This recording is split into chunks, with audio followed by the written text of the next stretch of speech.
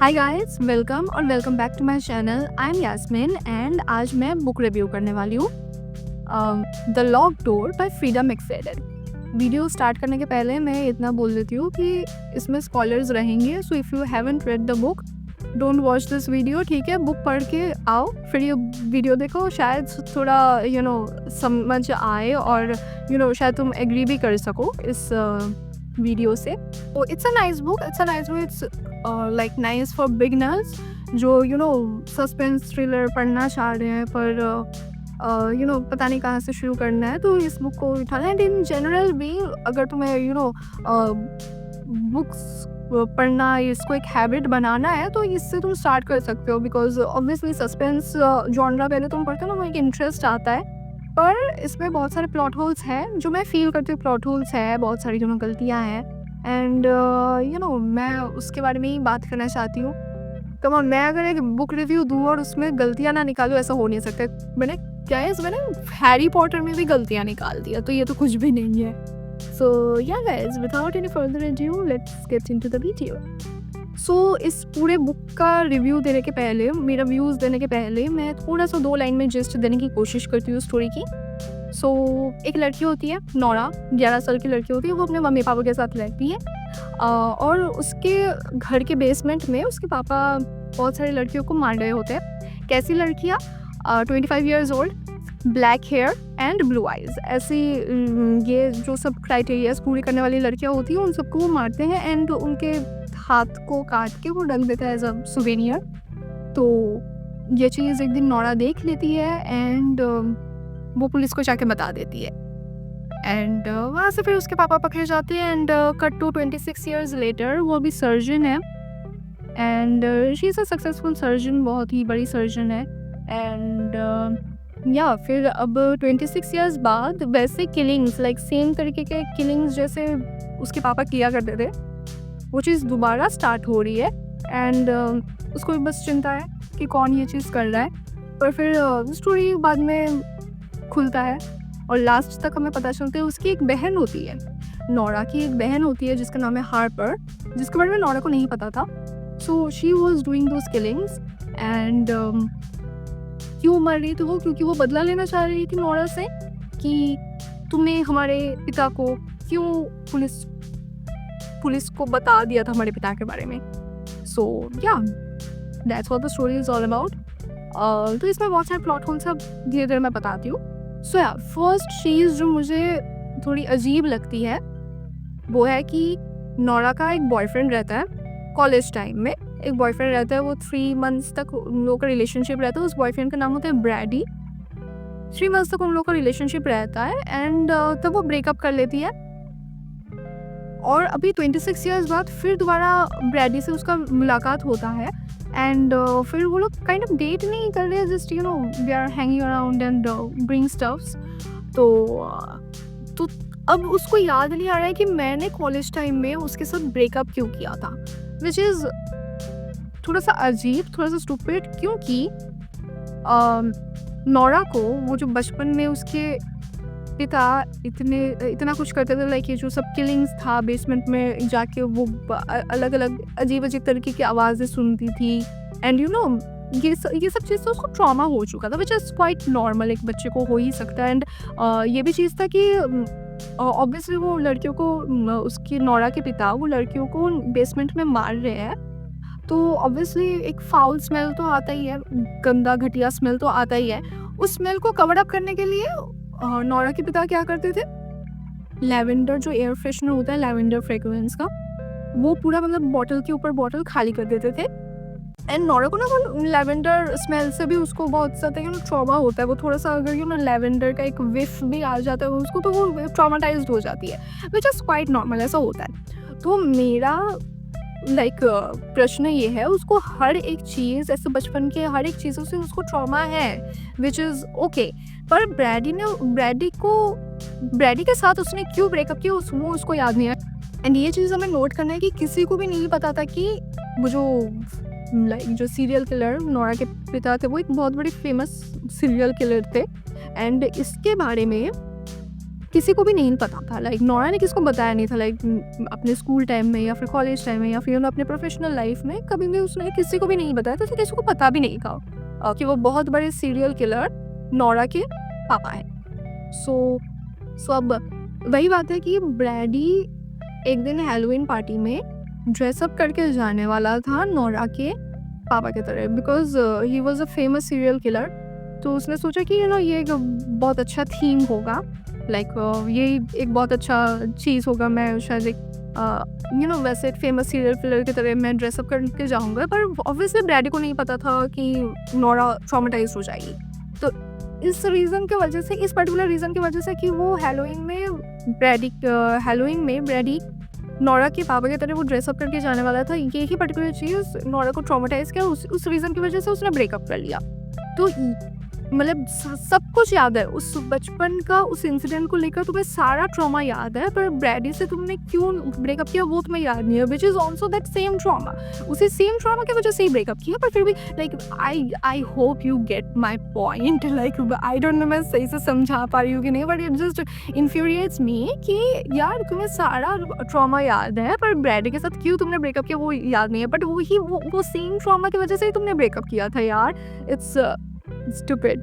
Now second point जो मुझे बहुत ज़्यादा डिस्टर्ब करती है, या फिर एक बहुत बड़ा क्वेश्चन मार्क है इस चीज़ में, कि नोरा एक दिन डिसाइड करती है वो अपने पिता से मिलना चाहिए। वो ऑरिगन प्रिजन में वो रहते हैं, तो उसने डिसाइड किया कि वो अपने पिता से मिलने जाएगी, बिकॉज अब फिर अचानक से वैसी लड़कियों का दोबारा कत्ल हो रहा है, तो क्यों हो रहा है, इज़ माई फादर इन्वॉल्व, ये सब प्रश्न लेके वो अपने पिता से मिलने जाती है। एंड वहाँ पे जब जाती है उसके पहले लाइक वहाँ पे जो गार्ड्स होते हैं या फिर वहाँ पे जो भी काम करते हैं उनको वो पूछती है कि मेरे पिता को, मतलब मेरे पापा को मेरे अलावा और कोई मिलने आता है कि नहीं।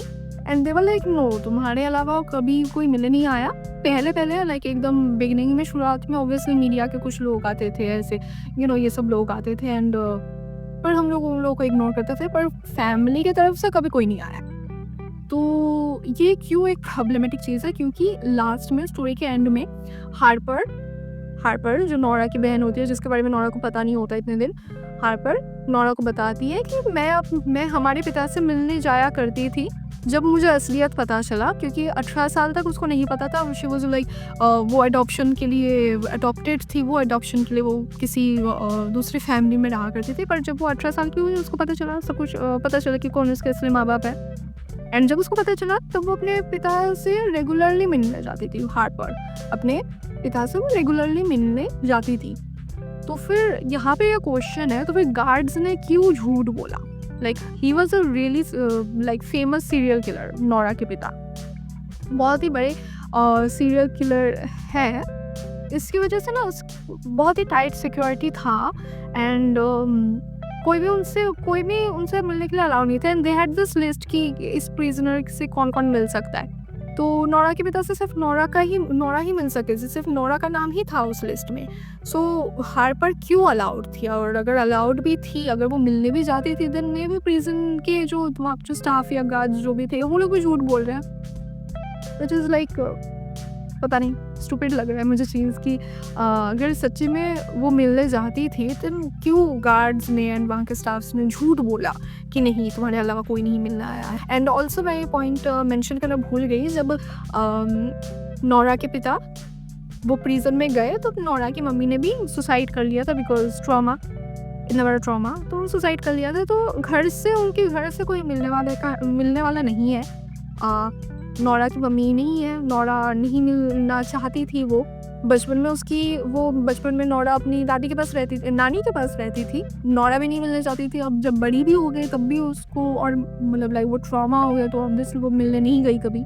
उसके पिता हर वीक उसको लेटर्स लिखते थे, पर वो लेटर्स फाड़ के फेंक देती थी। तो जो भी हो, मेरा ये बहुत बड़ा क्वेश्चन है कि तो फिर गार्ड्स क्यों झूठ बोल रहे थे उसको कि नहीं कोई नहीं मिलने आता है। थर्ड चीज़ जो मैं थोड़ा कुछ ऐड करना चाहती, अगर मैं ये स्टोरी लिखती तो मैं शायद थोड़ा चाहती मैं ऐड करती, या फिर हम लोग एज ए रीडर्स भी थोड़ा इस चीज़ के बारे में एक्सप्लोर करना चाहते कि एक डिटेक्टिव बार्बर होते हैं, जो अब दोबारा ये जो 26 ईयर्स बाद फिर ये जो किलिंग्स हो रही है, इसको इन्वेस्टिगेट करने के लिए एक डिटेक्टिव बार्बर बोल के एक डिटेक्टिव रहते हैं।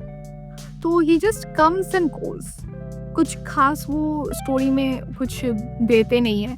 लाइक वो आते हैं, ऐसे फर्स्ट की नहीं होता है, वो आते हैं नोरा से क्वेश्चंस करते हैं, प्रश्न पूछते हैं नोरा को, एंड बस उतना ही होता है। फिर एक और किलिंग होती है, फिर दोबारा नोरा से इन्वेस्टिगेशन किया जाता है, फिर नोरा के घर के सामने वो पहुंच जाते हैं, और फिर अचानक से एक दिन डिटेक्टिव बार्बर नोरा के घर आते हैं। वो अपोलोजाइज करते हैं, सॉरी बोलते हैं कि सॉरी, ये हमारा जॉब था, हमें पूछना था, बस सबसे पूछना, ये लाइक इट्स आवर जॉब, हमें सब कुछ इन्वेस्टिगेट करना ही पड़ेगा बिकॉज लड़कियां मर रही है दोबारा।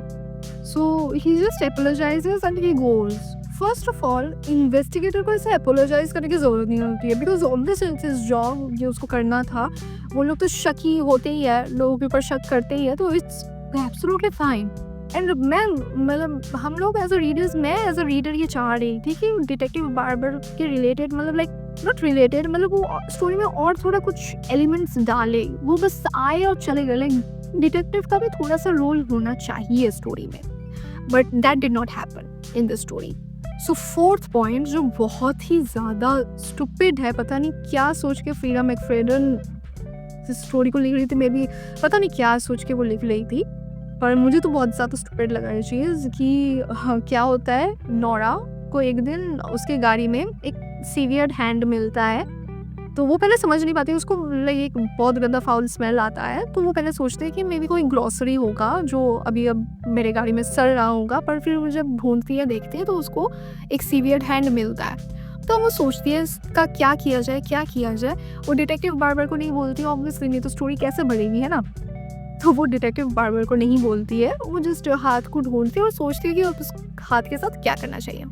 वो अपने स्क्रब्स के मदद से वो सीवियर हैंड को पकड़ती है, अपने बेयर हैंड से प्लास्टिक बैग लेती है, उस प्लास्टिक बैग में भर लेती है, प्लास्टिक बैग को सील करती है, एंड वो बेयर हैंड से वो प्लास्टिक बैग को अपने गाड़ी में रख के घूमती है, देखती है कि मैं कहाँ इस हाथ को फेंका जाए।